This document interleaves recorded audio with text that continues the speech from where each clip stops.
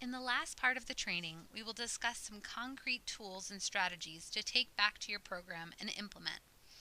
We will discuss the 4 biggest challenges for children with ADHD in the early care and out of school time environments, and provide you with the tools necessary to overcome these challenges.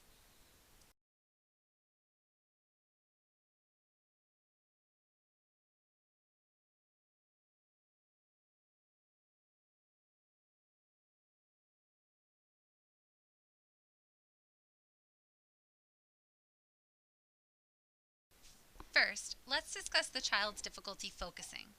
One of the biggest challenges for children with ADHD in the pre-K and out of school time environment is difficulty focusing because there tends to be a lot of distractions. In order to help this child, staff can create a secret visual cue, like an ear pull, or create a reminder for the child to get back on track. Make sure to have this gesture be the same across all classrooms and check in with your colleagues about it. Most importantly, choose a gesture that the child is comfortable with and aware of, and keep it a secret between the two of you. Teach the child focus by using a timer to work through their homework assignments. Be explicit in your instructions and tell students how long they will have to complete the task. When the timer goes ding, have all students stand up and do a set of jumping jacks, or play a game that excites them. Whatever it is, do something to break the amount of time sitting down. Create a reward system with points and prizes, and use stickers or stars to have a raffle at the end of the week. Communicate with parents about the systems that you've used and follow up at home. Choose goals with the child and parents so you can measure progress in a given amount of time.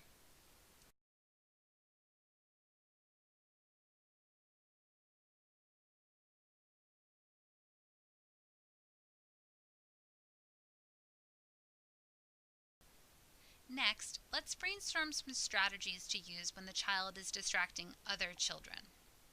As soon as possible, create a behavior improvement plan with the child. Ask the child questions about how they think they're doing and come up with some shared goals. Identify one concrete goal at a time and set the child up for success by identifying 3 ways that he or she can meet that goal. Have some one-on-one conversation with the child to have this goal setting take place. Make sure the goal is attainable and action-oriented. The goal should have some sort of, I will do this to meet that. Teach children how to politely remind one another of what they're supposed to be doing and when. Oftentimes, this might be a nonverbal cue, like putting your finger to your lips to signal that they shouldn't be talking. When you see the urge arising in your students, move closer to the child and redirect him or her using body language or a quiet side conversation. Or change the schedule to allow times for activity and games to intersperse times of sitting down and silent reflection.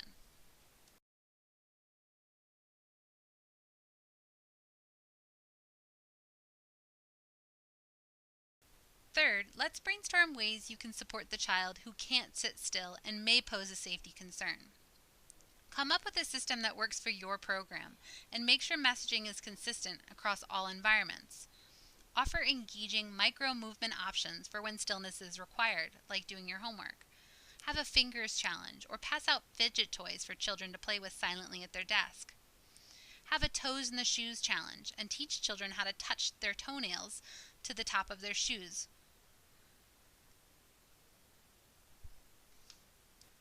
Create a system of call and responses for your classroom so children know when to listen and they know when it's serious. Have a heads down, eyes up challenge, or have call and responses like, if you can hear my voice, clap once, or 1, 2, 3, eyes on me, or mouths closed, eyes on me. Find safe opportunities for kinesthetics, like having a helper pass out items or papers, or have them write down the instructions on the board while you talk. Create a short list of games for staff to pull from when they notice their children need a break. Most importantly, play a game like high fives and have children high five one another when they think they know the answer. Find moments to cement the learning and the thinking, and have children move while you're offering instructions.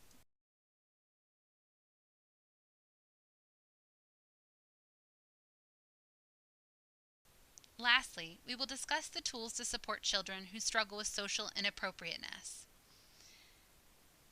Again, teach children how to give respectful feedback and model what that looks like in front of the class. Role play with each other and provide children with a set number of phrases to pull from, like, I'm not comfortable doing that or talking about that. No, thank you. Please don't do that, and please stop. Create moments for peer mentoring and identify community organizations or team sports for adult mentoring so children can learn how to work together. Reiterate that everyone makes mistakes and deserves a do-over. Apologize to make it better and teach children how to apologize. Create a way for students to showcase their talents or a reward system to spotlight their interests. Have a science fair, a talent show, or generally do team building activities with your children to showcase strengths.